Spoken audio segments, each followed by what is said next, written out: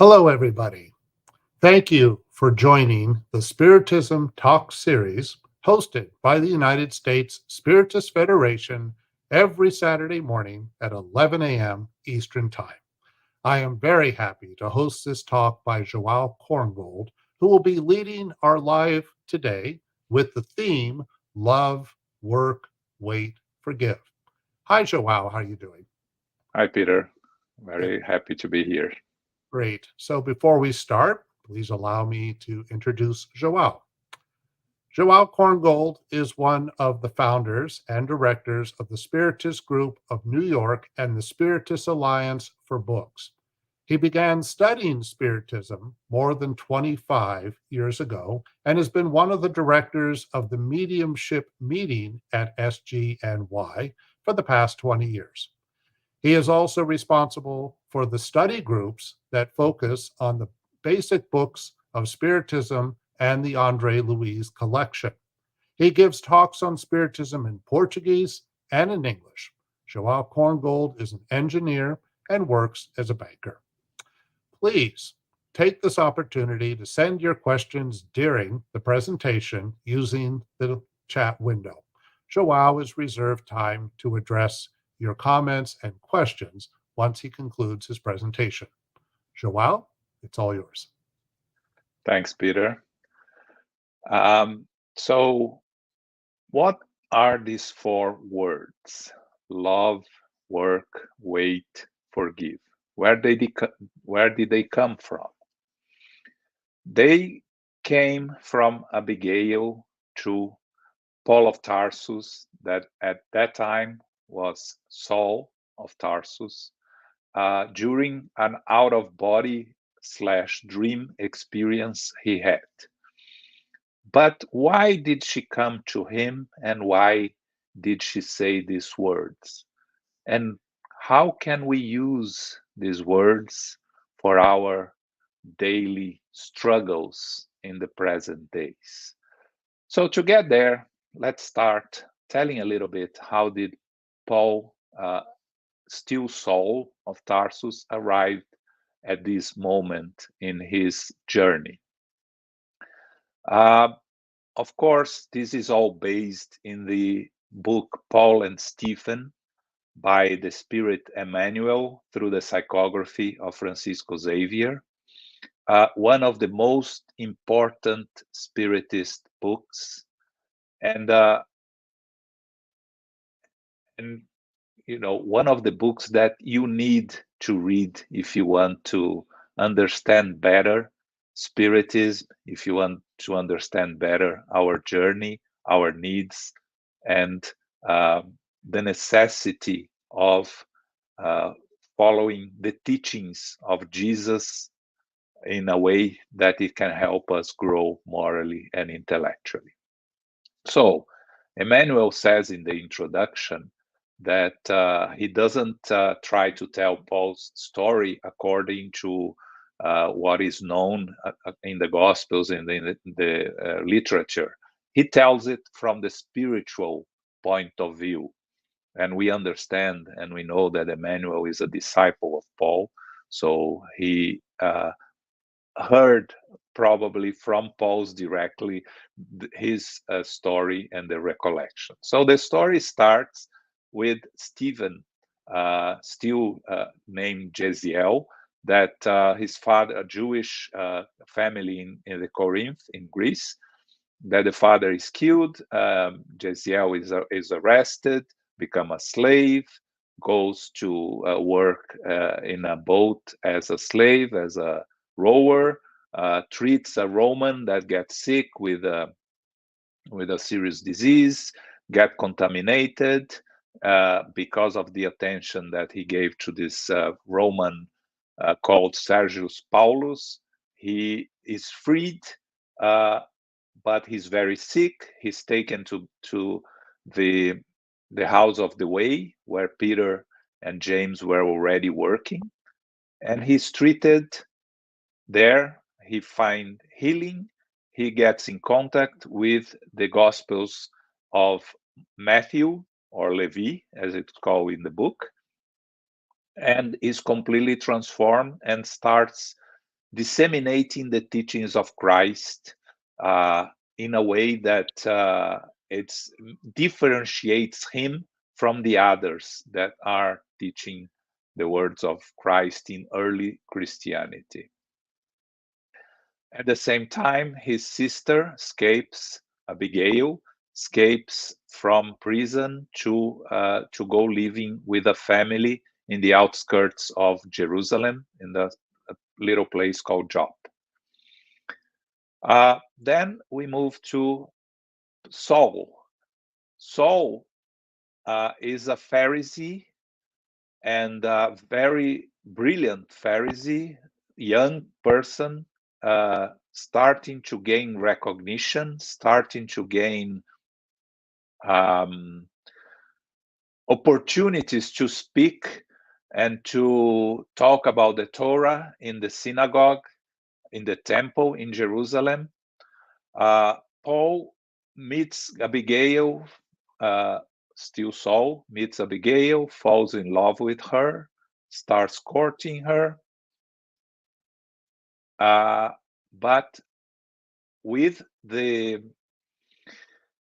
noise that the teachings of Christ and the followers of Christ are making in Jerusalem, he starts getting concerned and decides to investigate what's really happening there. And then he goes to House of the Way with a friend, and he watches Stephen presents the teachings of Christ. He gets very angry.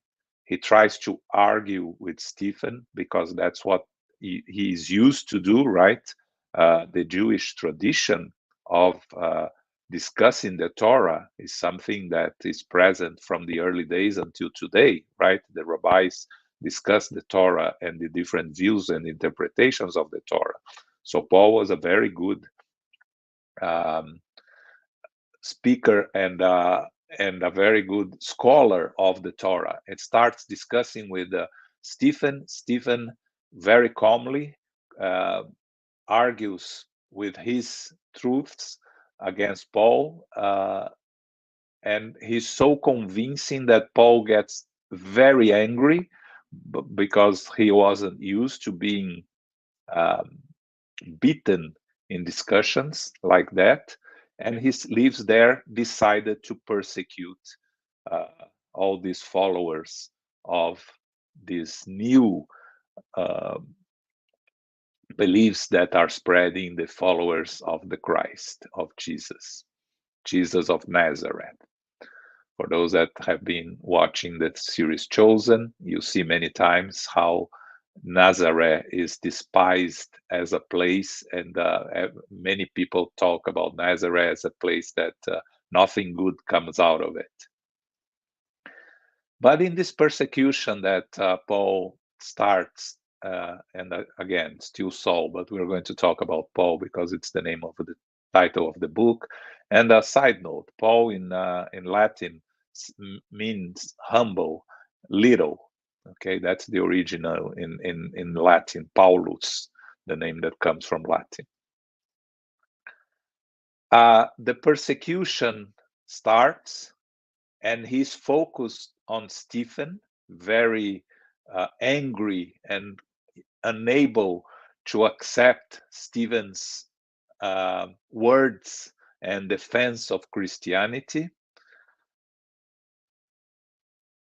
without knowing that Stephen was the brother of Abigail. He changed his name when he was healed and he found Christianity.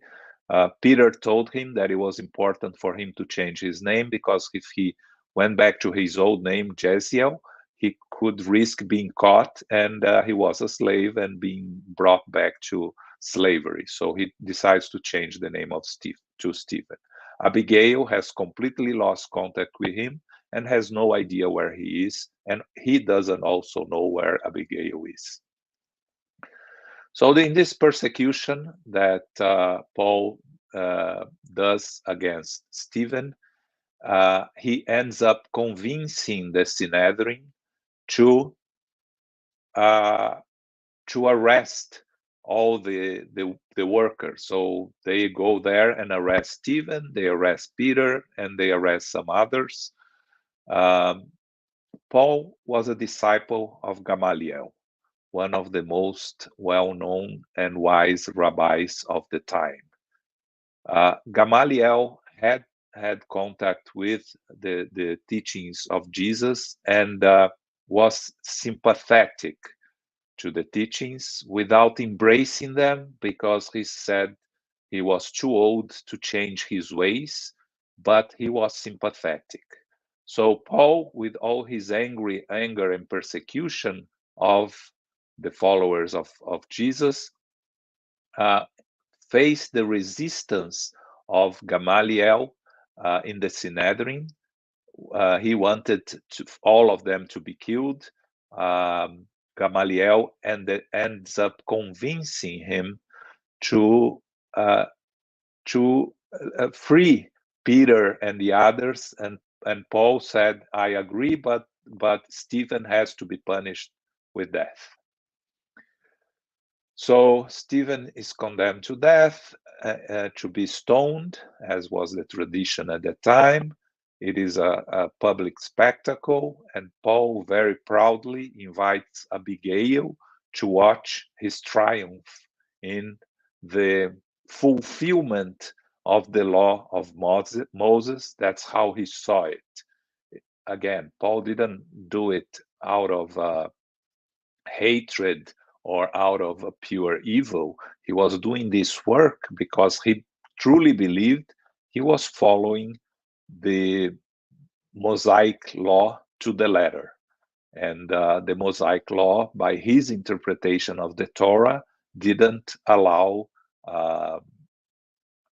false prophets, which he believed Jesus was, and indicated that they had to be persecuted and eliminated. It was one of his interpretations of the Torah. So the spectacle comes to fruition. Abigail arrives by the end of it because she was not very willing to watch someone being stoned. She just went there as a deference to Paul, because Paul, it was so important to her fiancé, so she wanted to be present. And then when she arrives, it's by the end of it, and when she looks at the man being stoned, she sees her brother, and she screams in despair and tells Paul, "That's Jeziel, that's my brother." Paul gets very confused, but allows her to be with him in his final moments. So she embraces Stephen. Stephen tells Stephen that Paul is her fiancé. Stephen tells her to follow with her life, to forgive him, that he was just following his beliefs, that he had no ill sentiments towards Paul, and allow her and dies in her arms. She leaves with her heart broken. Paul leaves completely confused, decides that he can no longer be with her because he cannot not be seen with someone that was the sister of someone someone that was killed by deviating from the Mosaic law. Time goes by. Paul is struggling with his feelings for her and with the distance. 6 months have gone by. The persecution to Christians gets worse and worse. Finally, after 6 months, Paul decides to visit her, finds her sick, very sick, and a Christian. She became a follower of Jesus, through the words and the teachings of an old man called Ananias. He gets very confused, very angry at this Jesus that keeps appearing and disturbing his life. He lives there, but first he convinced her adopted father, the couple that is taking care of her, to give him the name of the person that caused Abigail to transform. And then he learns that Ananias was this old man that would walk around disseminating the teachings of our Master Jesus. So he decides to persecute Ananias, especially after he learns that Abigail had died. He cannot forgive Jesus for the death of his dreams of a young man that was wishing to get married and form a family with Abigail.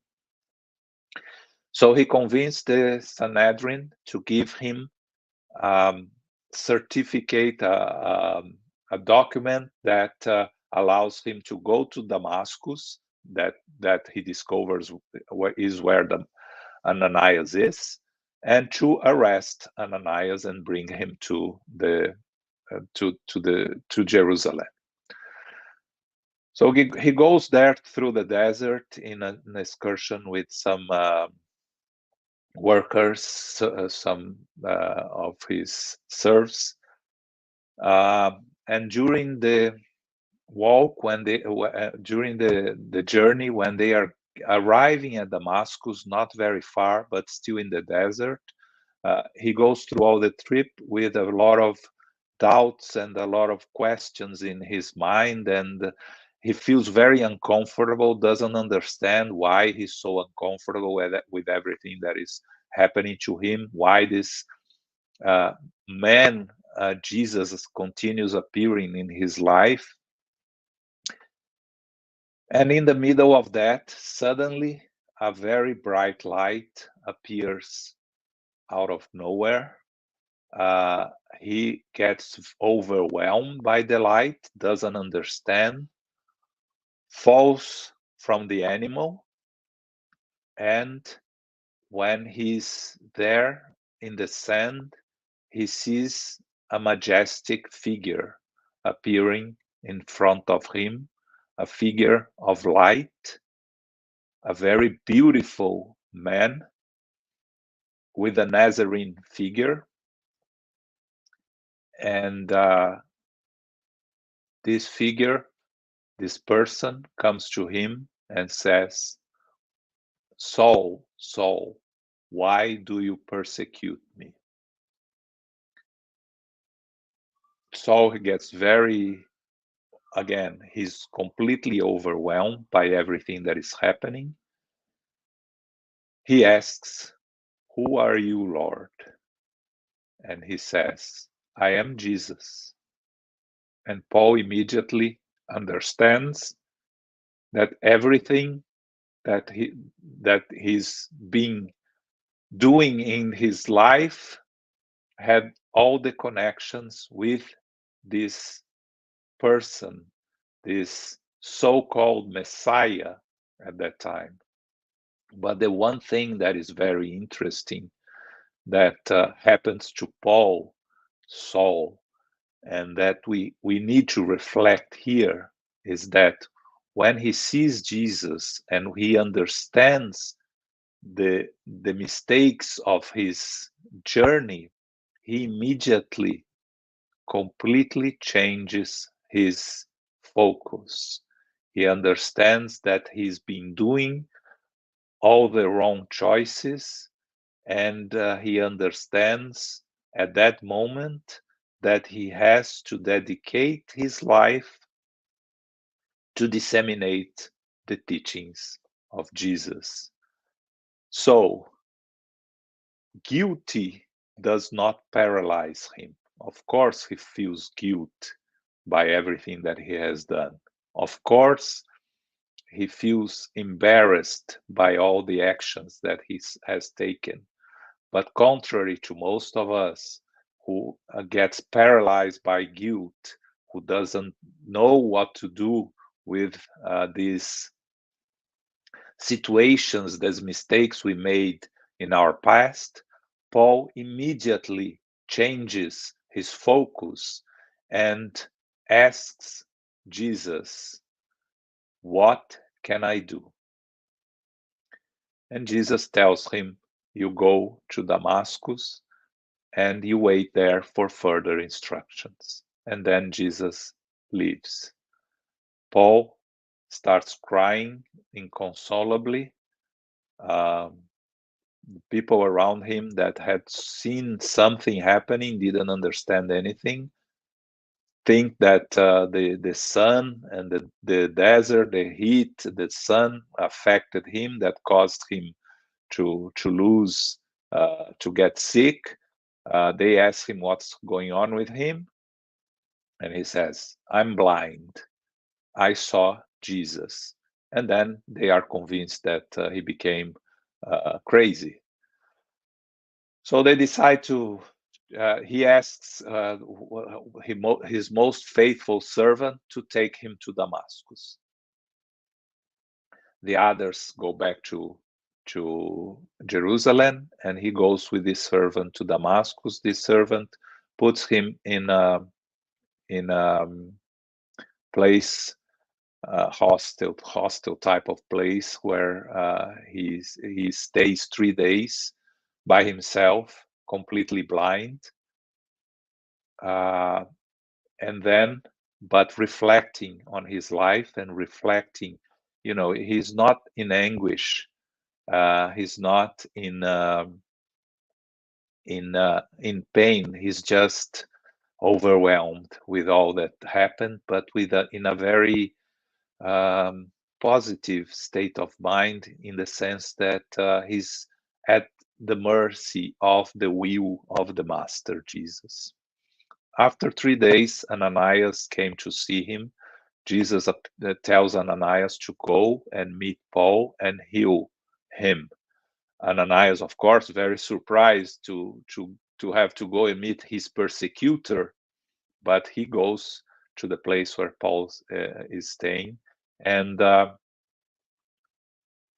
heals, gives Paul his eyesight back, remove the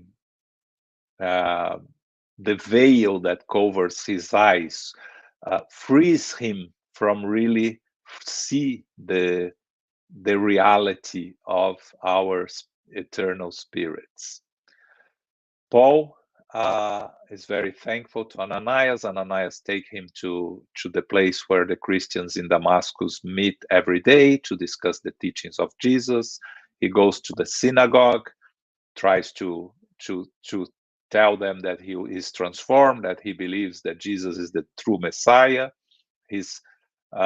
They don't believe him. He has to leave in a hurry the synagogue, and he's told by Ananias that it's better for him to leave Damascus, and he decides to go and look for Gamaliel. He meets Gamaliel by the desert. Gamaliel is kind of sick. He tells Gamaliel's brother tell him that he could go into the desert, and they had a place that was a place where people would stop to do some trades in the middle of an oasis. He goes to the desert. He goes to the oasis. Gamaliel gives him the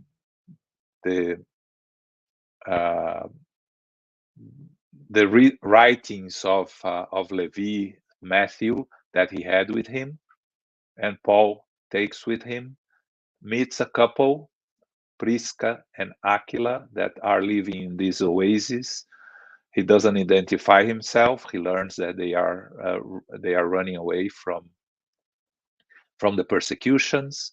He stays in the desert for 3 years, studying, learning, from them, from the texts, working, relearning his craft, which was to sew and to make carpets, and after 3 years he decides it's time for him to go back to Jerusalem. On his way back to Jerusalem, he by the end he tells Prisca and Aquila who he really is. Of course, they forgive him, understand him, and he's very surprised and thankful for their acceptance, because at this point he understands he has to face the challenges, and he has to face the consequence of what he did to everybody. On his way back to Jerusalem, interesting, he meets Mary of Magdalene in Capernaum. He meets Matthew Levi also in Capernaum. And then he goes to Jerusalem. He goes to the house of the way to meet Peter. They receive him very uncomfortably. They don't allow him in, because they are not really convinced that the main persecutor of the Christians has changed.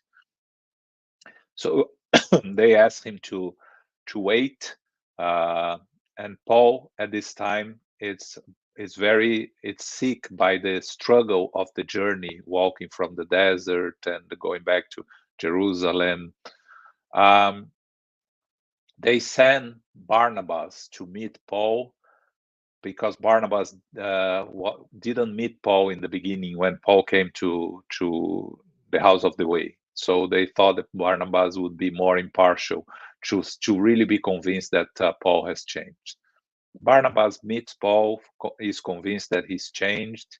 He goes to the house of the way. The next day he meets Peter. Peter receives him very well, not fully convinced, but gets convinced as he talks to Paul. James is not convinced at all. He doesn't accept Paul and keeps his distance. Paul needs treatment, gets treated by Peter, asks to stay in the bed that Stephen was treated, and that was what really convinced Peter that he really has changed. He's healed. Stays some time there discussing, talking, and learning more. He decides to go to Jerusalem and to talk of his change, but Peter tells him that it's too risky, that he would just be risking being killed or persecuted, because tensions were still very high in Jerusalem. So he advises him to go somewhere else. Paul, very tired, very beaten up, decides then to leave Jerusalem and go back to Tarsus to meet his father, that he hasn't seen in many years. He goes back to Tarsus, where he's from, meets his father, and his father doesn't accept him at all. His father says to him, "Oh, I'm glad you recovered from this craziness that you've been through. I'm glad that you are back to your senses." And Paul says, "No, Jesus is the Messiah, and I haven't been crazy. I just found the truth." His father doesn't forgive him, tells him to choose between him and Jesus, and Paul chooses Jesus with his heart broken, very sad, because his father was his only hope of finding a place and finding consolation. He leaves the house of his father completely beaten, and as he's walking, his father sends one of his servants to give him some money, just for him not to be completely without resources. Paul, first, his pride tells him not to accept, but then he thinks that there is a reason for all of this, so he takes the money, but he decides to leave Tarsus and go to the caverns that there are many around to get some rest. When he arrives there, he sits and starts reflecting on his life. He's very sad, very disheartened, and very lost on what and how to proceed, how to disseminate the teachings of Christ. And then he's very tired, and he falls asleep, and that's where we start on this meeting that he has. He has an out-of-body experience or in dream, and you see him coming out of his body, and then a couple approaches him, and he sees Stephen and he sees Abigail. He feels again in the same way that he felt when he met Jesus. He feels overwhelmed with joy, with happiness. He starts listening to them. He cannot talk. His voice doesn't come out. Stephen tells him that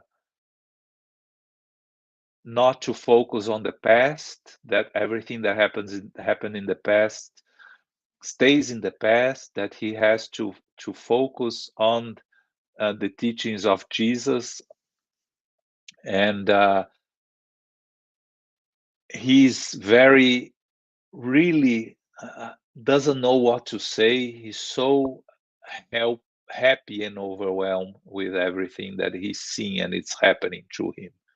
So they have a conversation which is not really a conversation. Paul is thinking, and Abigail and Stephen are answering his thoughts.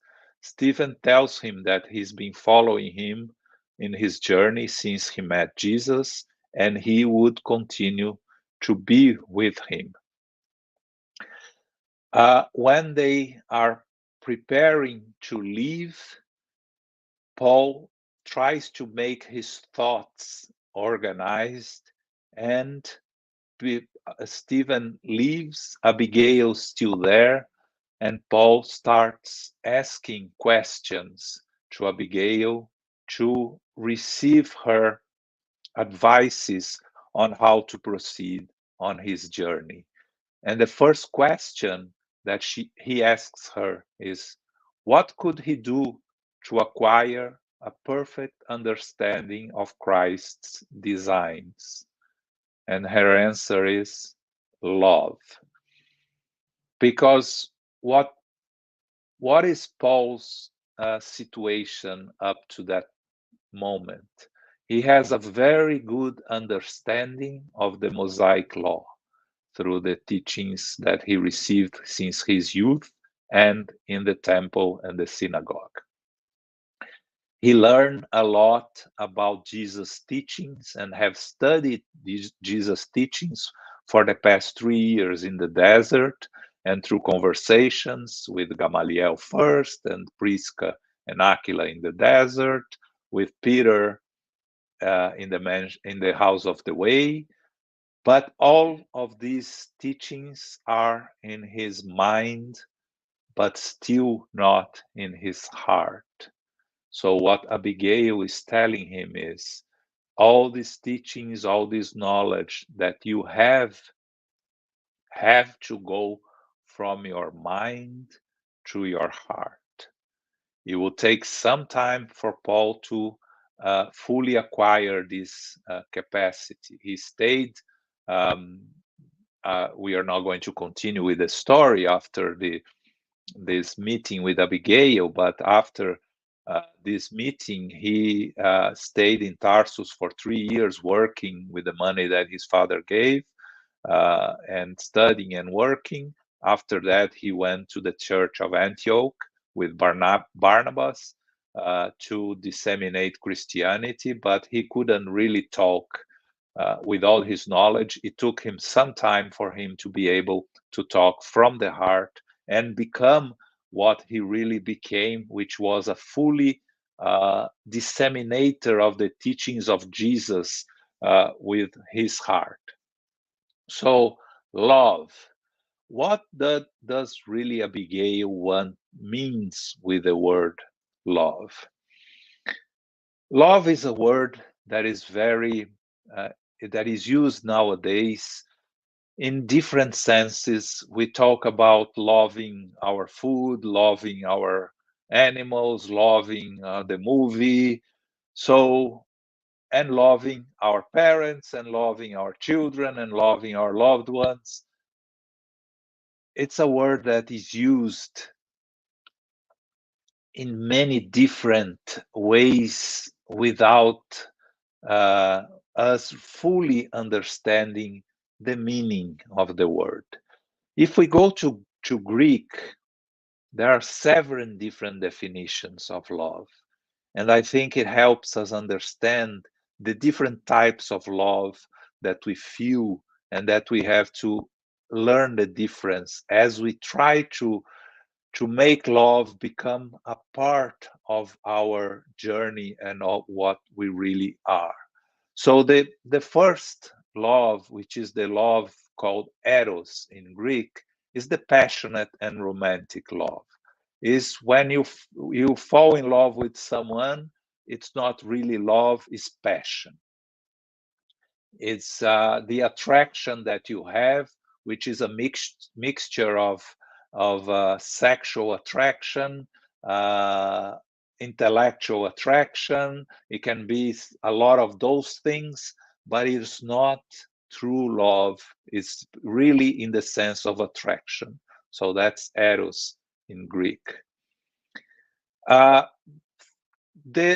love that you feel for your true friends, which is different from the love that you feel for your partner, for your children.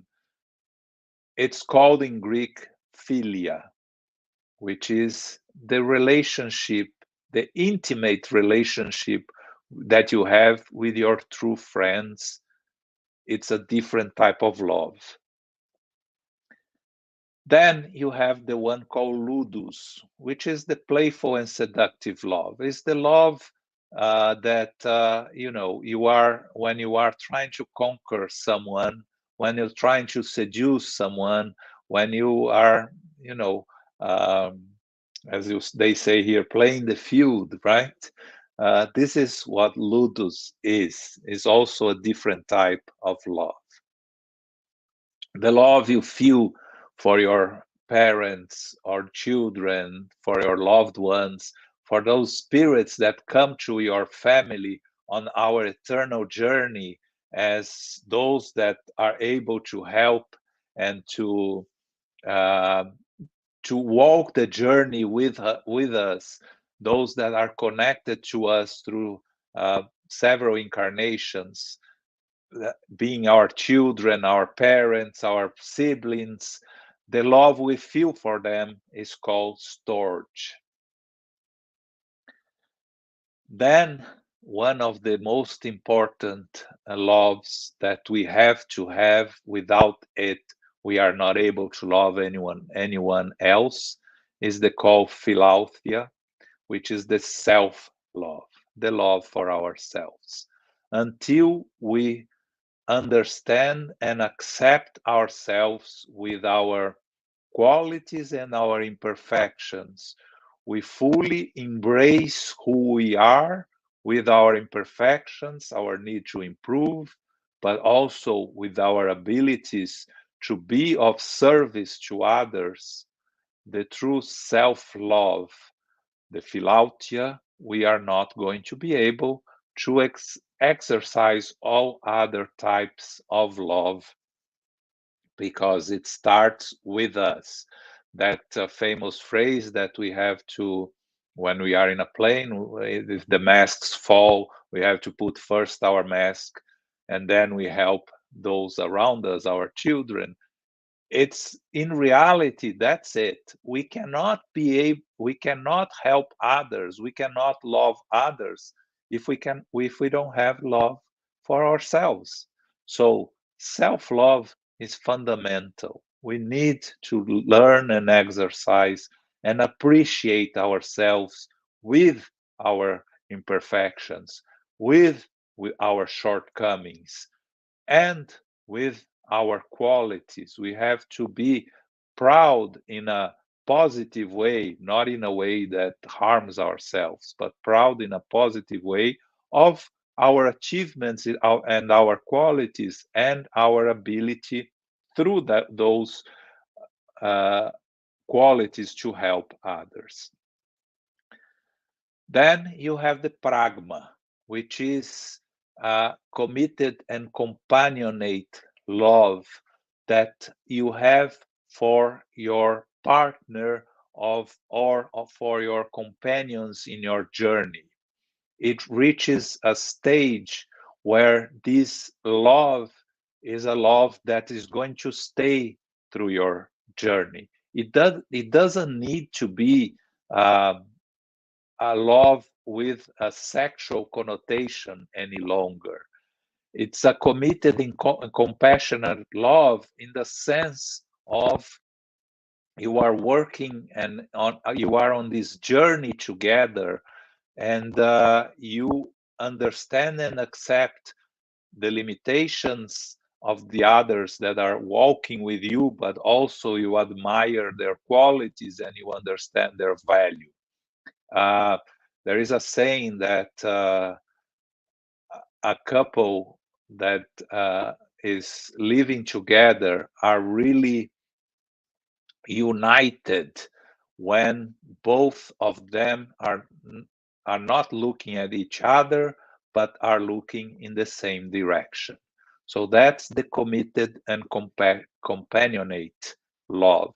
It's a love that allows us to work together and walk together. And it can be with a partner, it can be with friends. You know, the friendship that Paul had with Barnabas through his journey, that is pragma.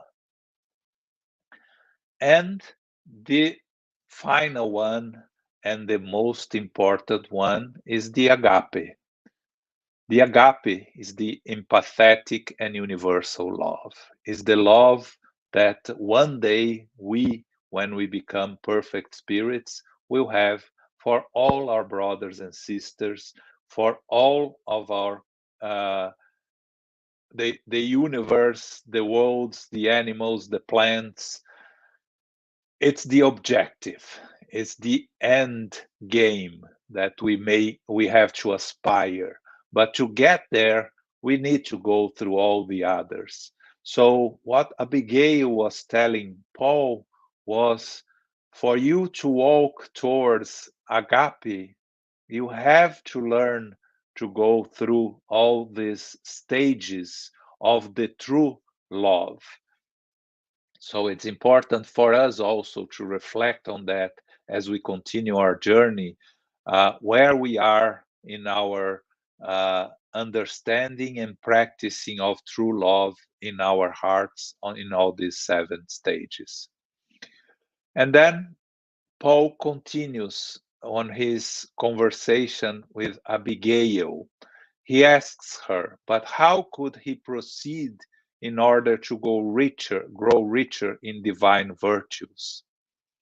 He tells her, Jesus orders us to love even our enemies. And he realized, however, how difficult it would be to do that. It was difficult to practice devotion without others' real comprehension. What could he do for his soul to reach an elevated expression of effort in Jesus Christ? And Abigail tells him, work. Work is a fundamental component of our evolutionary journey. We have to work every day of our lives to improve. But here is work in the sense that is described in the Spirit's book, and any useful activity that help us grow. When we think of the book No Solar, the governor of the No Solar is working for 200 years non-stop. Work cannot be understood in the way that we understand work in our physical life as something that you are paid for, that you have to do as an obligation, that you have to do to live in society. It is that also, but it is way beyond that. It's anything that we do to help us grow. And in doing that, she's telling Paul, you work regardless of others around you. If they understand what you are doing, if they don't understand what you are doing, if they condemn you, if they accept you, it doesn't matter. You have to work every day, all the time. We find in Jesus, Matthew 5:17, he tells his disciples, my Father is always at his work to this very day, and I too am working. Meaning, Jesus worked all the time, including on Shabbats. That's what the message he told his disciples. It is important to work always. One of the moral laws is the law of work, and you can study this law in the Spirit's book, and you understand the necessity of work, the importance of work, together with the importance of resting when necessary, not to overburden ourselves with work that can cause more harm than good to us. In the book Astronautas do Além, which is unfortunately is not translated, Andre Luiz tells us, all those who fought and triumphed, all those who fell in the shadows and rose again into the light, enduring, struggling, building, and renewing, never cease to work. And Emmanuel tells us, Brother Jacob in the book I Came Back, Voltaire, chapter 12, as he's learning on his journey, he tells us it is an immense comfort to think that death does not interrupt wholesome and edifying work. And why is this important? Because it's never late to start working on something here on our physical incarnation. Because if the work is important, if the work is helpful to ourselves and to others, we will continue working when we are back in the spiritual world, because death does not interrupt work that is useful and it's important. So all the work that we have been postponing and that we have thinking, oh, it's too late to start. No, it's not.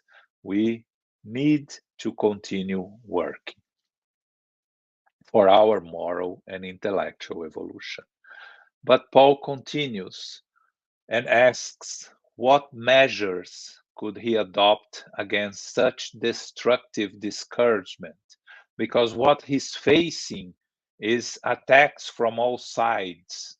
He's facing incomprehension from his old friends, companions in the Pharisees, incomprehension with his new acquired companions in the house of the way, especially James and some others, from his incomprehension from his father, difficulty in making himself understood and accepted. And the answer that Abigail gives to him, the word in Portuguese is espera. which means wait. But the word in Portuguese also it's part of another word called esperança, which is hope. So what really Abigail wanted Paul to understand here is you wait and you hope, because wait cannot be an immobilization of our activities and resources. It's work without expecting results.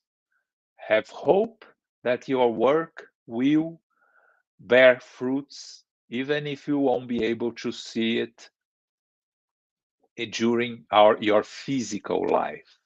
And that's very important when Emmanuel, as Publius Lentulus, meet with Jesus and is not changed by his meeting with Jesus. He goes back and he finds his wife Livia changed. She continues with her life, and Publius never changed. So she never sees his transformation that happens only after she goes back to the spiritual world. So sometimes the work that we are doing, we're not going to see results in the present life. But this shouldn't discourage us from continue working. And we have to remember these words from Abigail. As you continue do your work, wait and hope. In the book Ação e Caminho, Action and the Way, Emmanuel tells us that those who wait receive God's answer. And also in the book Wait, Working, on chapter 4, Emmanuel tells us, wait, serving, which is exactly what Abigail was telling Paul here. You don't wait without doing anything. You wait for the results that will happen, but you continue serving the Master and doing the teachings, the dissemination of the teachings of Christ. And you can imagine if Paul had stopped doing what he was doing and discouraged, we wouldn't have Christianity the way we have it today, because the main responsible for the dissemination of Christianity in all Europe was Paul of Tarsus. More than all the other disciples that were disseminating Christianity in the eastern regions, that were not able to do the transformation that Paul did by disseminating Christianity in Europe. So he never stopped doing the work. He continued working, waiting, and hoping. But facing all the challenges he was facing around, he asks her, where was the freedom of Christ, the freedom that Christ was promised to them? Where was it? Because he was facing James trying to take the house of the way back to the Jewish traditions and following the Jewish impositions, and he was not very happy and comfortable with this. He was already thinking about the Gentiles and how to disseminate the teachings of Christ to the Gentiles. He asked, where was the endless hope that Jesus' love had brought to all humankind, without excluding the children of other peoples, the Gentiles? He agreed that loving, working, and waiting and hoping were indispensable. But how was he to behave among such diverse forces, everyone saying different things, even amongst the followers of Jesus, trying to disseminate his teachings?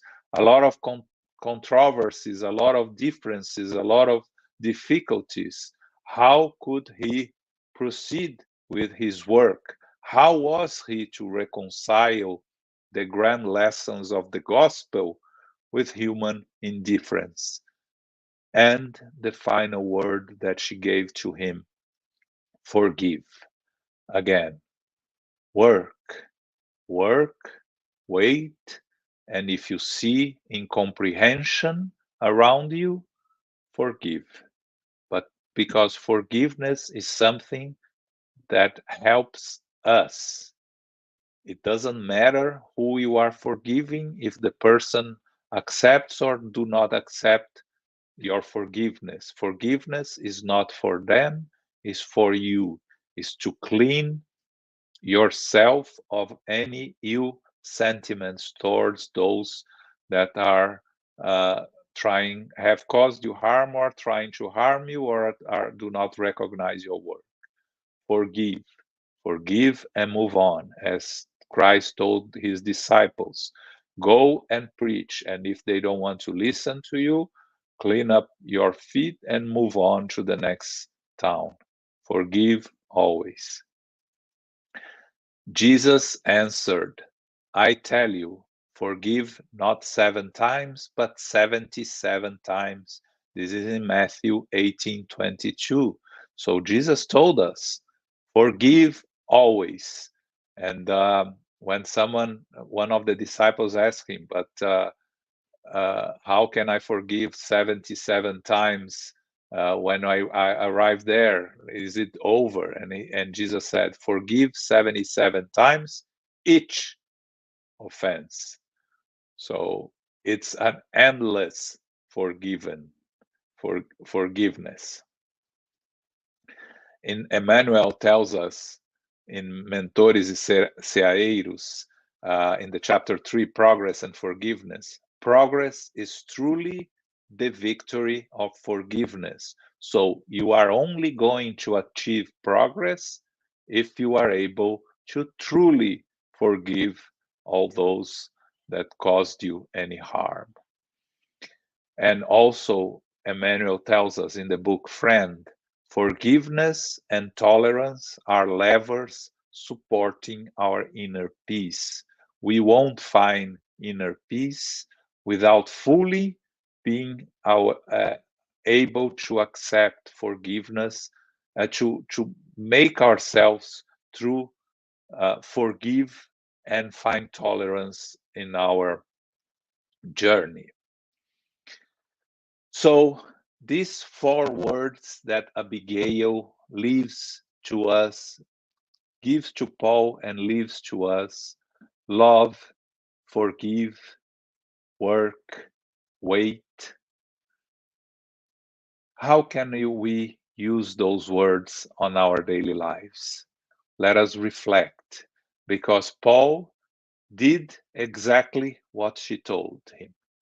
Facing all the struggles that she had, she told him he was going to face, being beaten, being in prison, and finally being decapitated in Rome.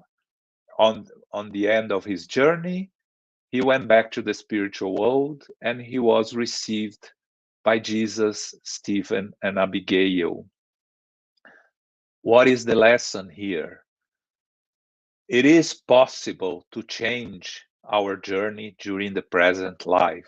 He started as a persecutor. He was the reason for many people to be killed. So he was indirectly the assassin of many people. He committed many crimes. He found Jesus. He changed. He spent the rest of his life disseminating the teachings of Christ, with all the struggles, with all the pain, the suffering, but never forgetting these blessed words that he heard from Abigail: love, work, wait, hope, and forgive. So with that, we finish our talk, and we are open now for your questions.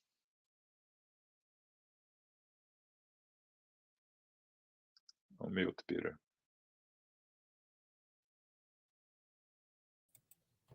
Pardon me. Thank you, Joao, for the questions or the reflections you provided.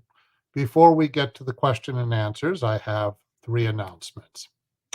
There is a weekly podcast-like series called Psychology and Spirituality.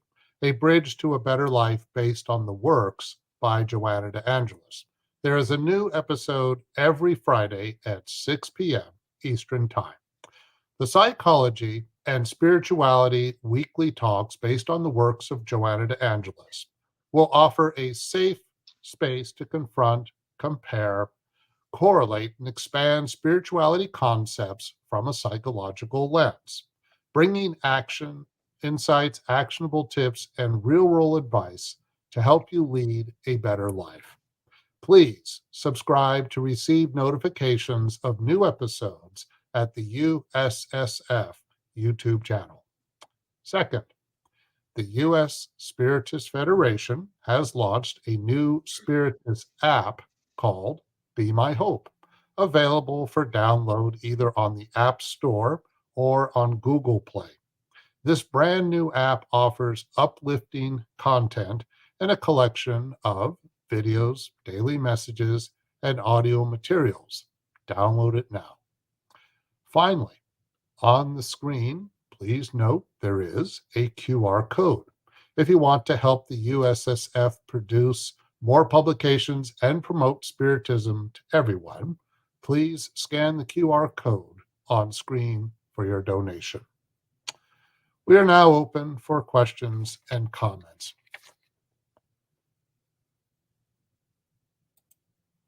Okay, first one is from the United States Spiritist Federation. Basic question: why is forgiveness so difficult? Because what prevails on us as imperfect spirits on our journey is pride and selfishness.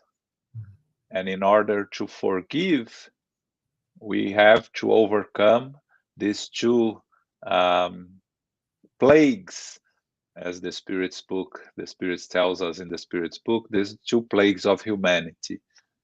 Every time that someone makes something that we don't agree, that hurts us, or that goes in a different direction of what we think, our first reaction is to say, I don't agree, I don't like it, I don't forgive. You know, how can these people be so blind? How can these people be so mean? How can these people be so evil? So again, it's we thinking about ourselves and not thinking about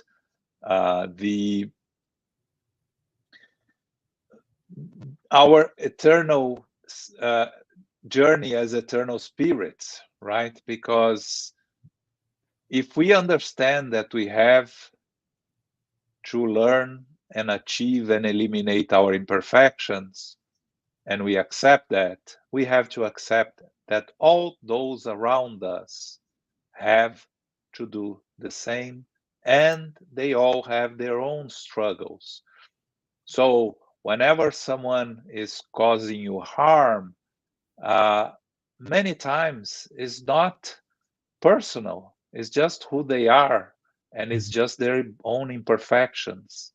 But again, as I mentioned earlier, forgiveness is actually something that is completely personal.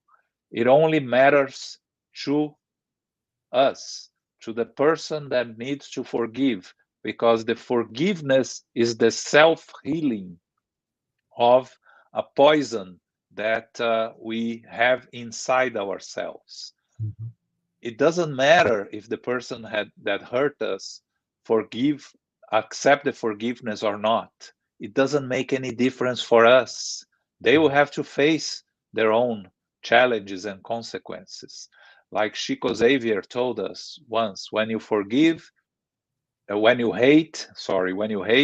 you send the copy and you keep the original, right? So when you keep the original, if you don't get rid of it through forgiving yourself, you are never going to be able to evolve, to advance. You are going to carry this, and the hatred and the anger and these inferior sentiments is what caused so many spirits to struggle back in the spiritual world, and cause so many spiritual obsessions and so many spiritual diseases. So let us try to exercise as much as we can.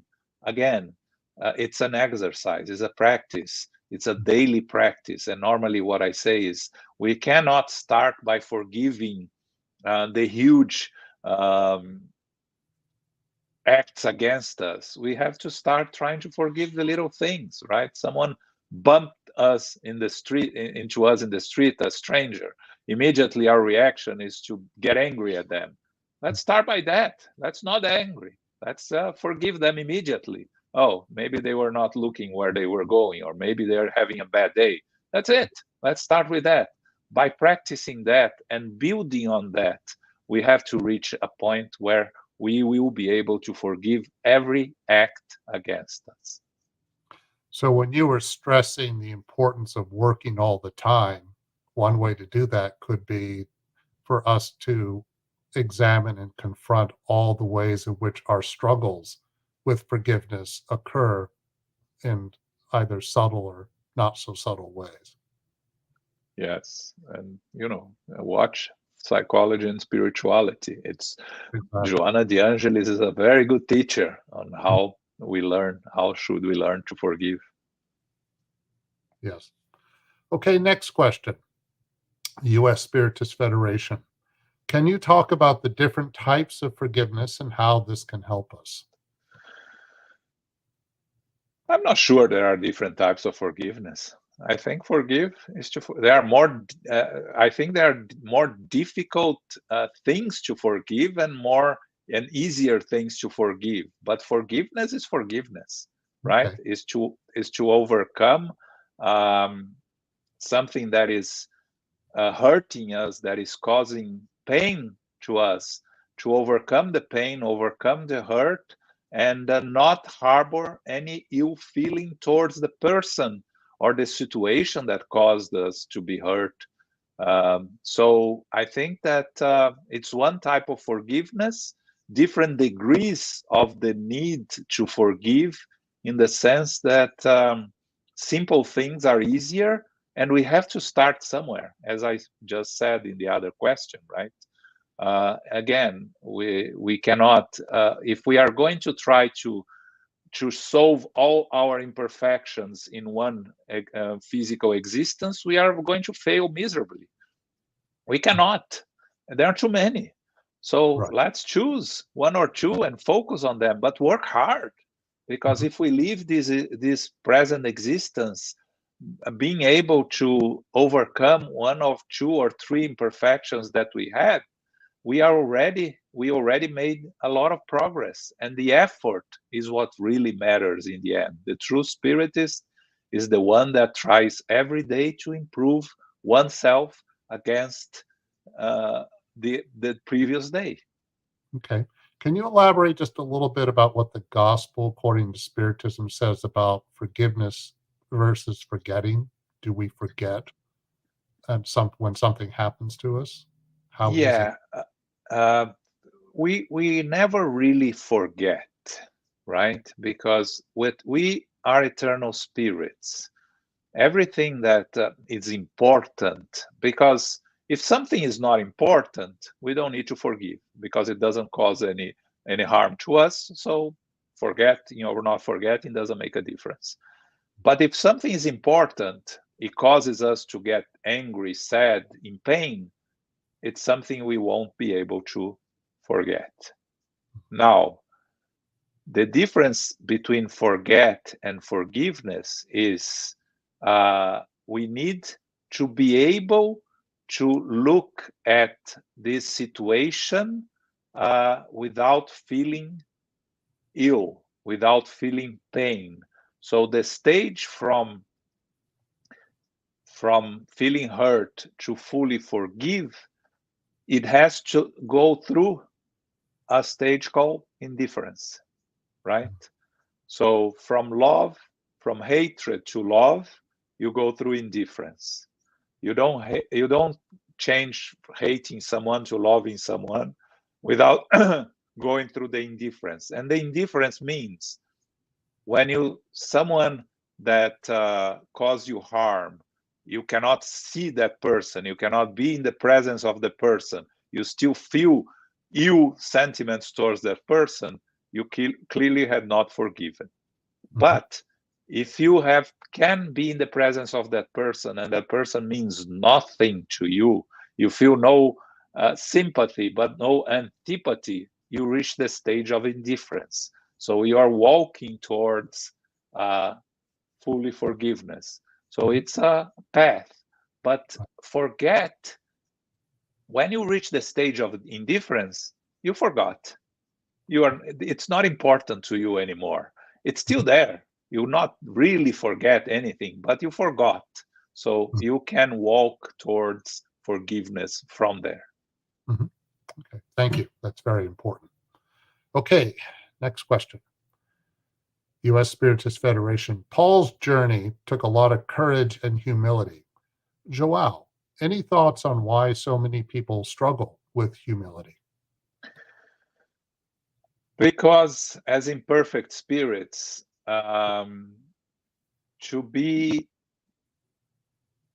proud of our work and our achievements is part of our evolutionary process.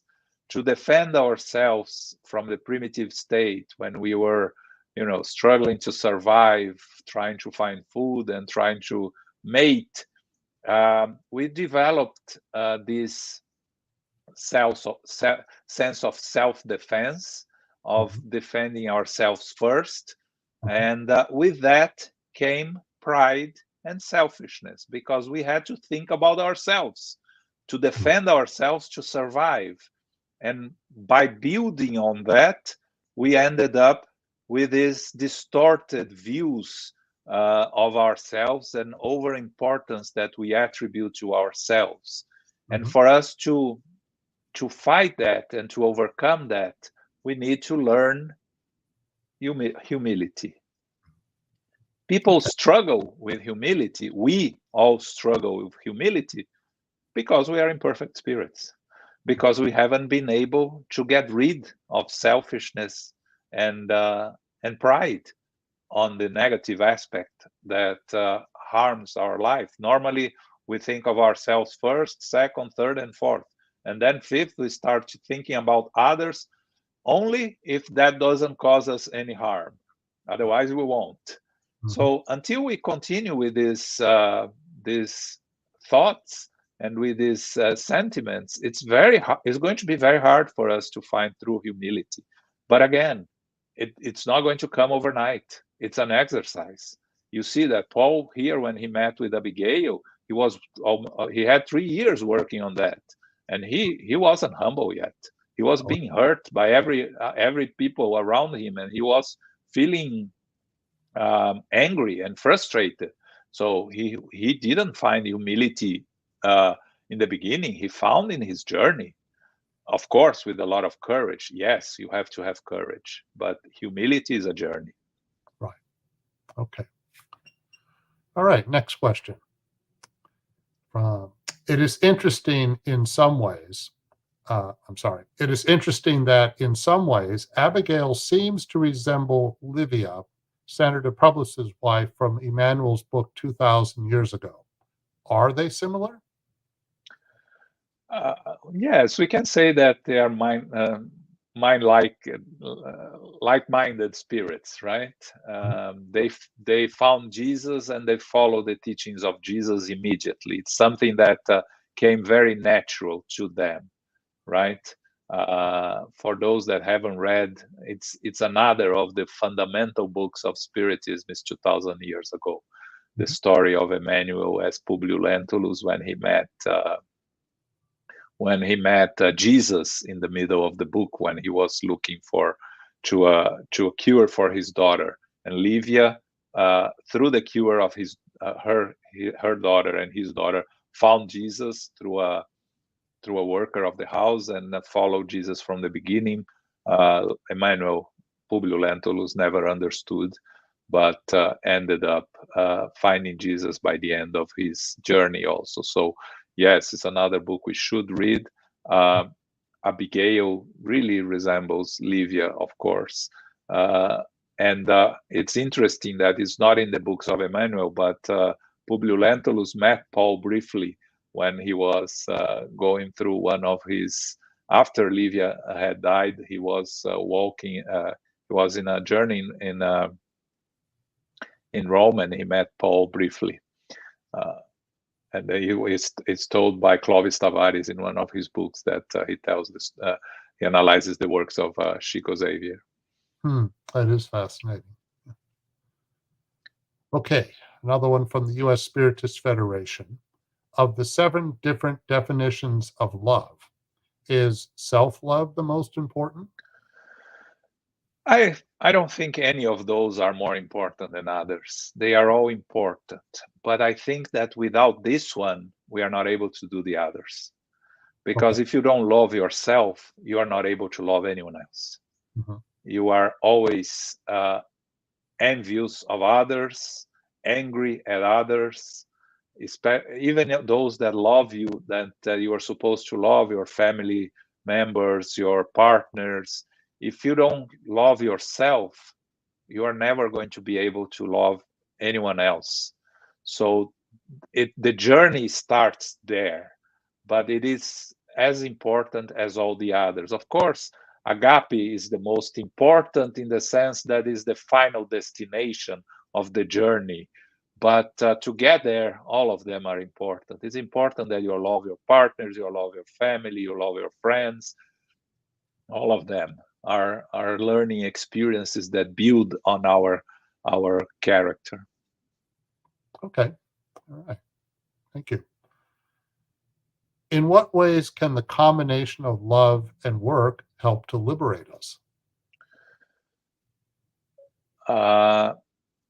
When you work, truly work, to help and assist others, even if it's you are forcing yourself in the beginning of it, you are learning to love.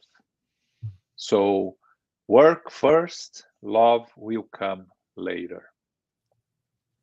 But here, when we talk about work, it's all types of work. The most important asset that we have, many people say, is our time.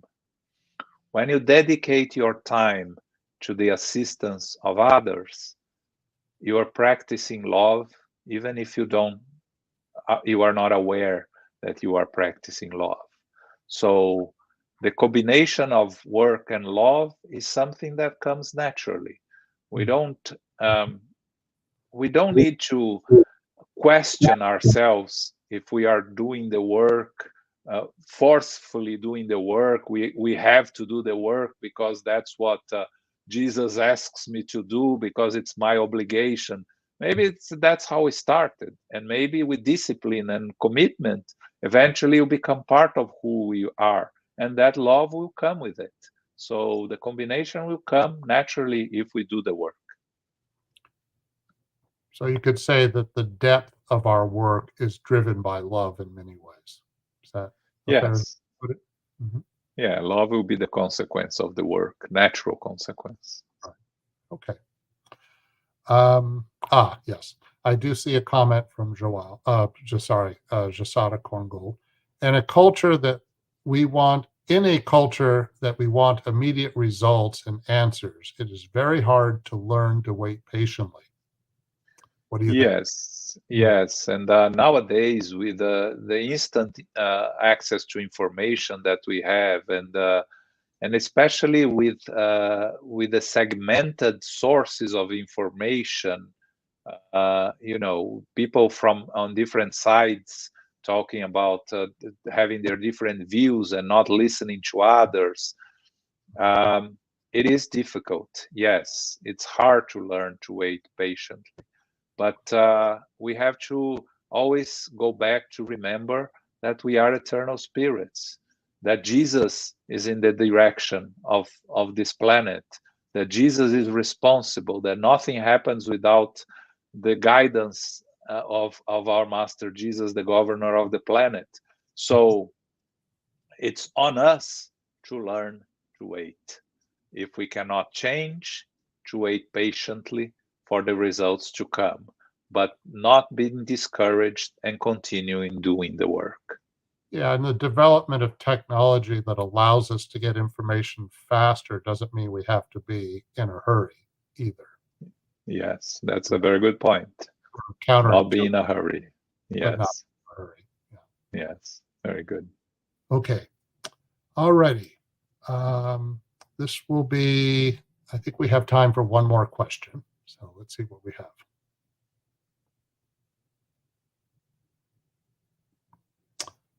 Thank you, Joao. Thank you.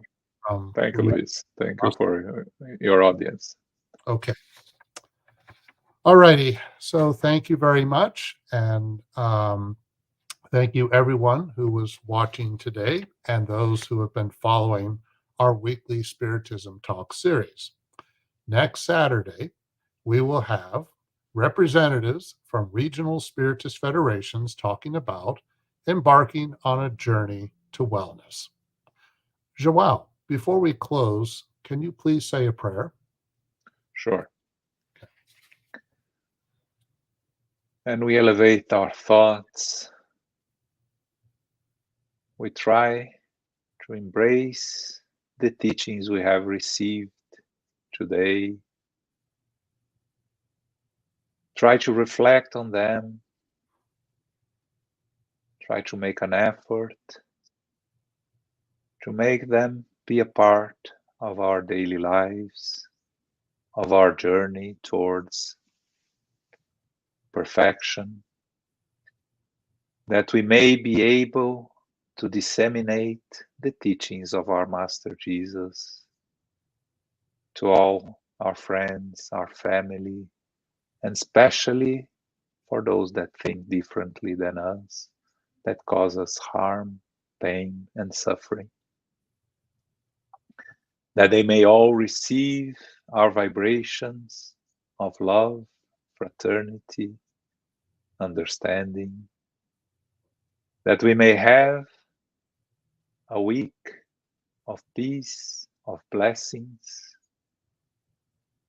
of companionship, that we may be able to reflect every day on all the teachings that our Master Jesus brought to us, and that we are still struggling to put in practice, that we still struggle to understand. Let's try to make ourselves, our lives, an example to those that are around us. But most important, a journey of self-fulfillment, of evolutionary work towards our Master Jesus. Thankful for this wonderful opportunity, we ask permission to finish our meeting. So be it. So be it.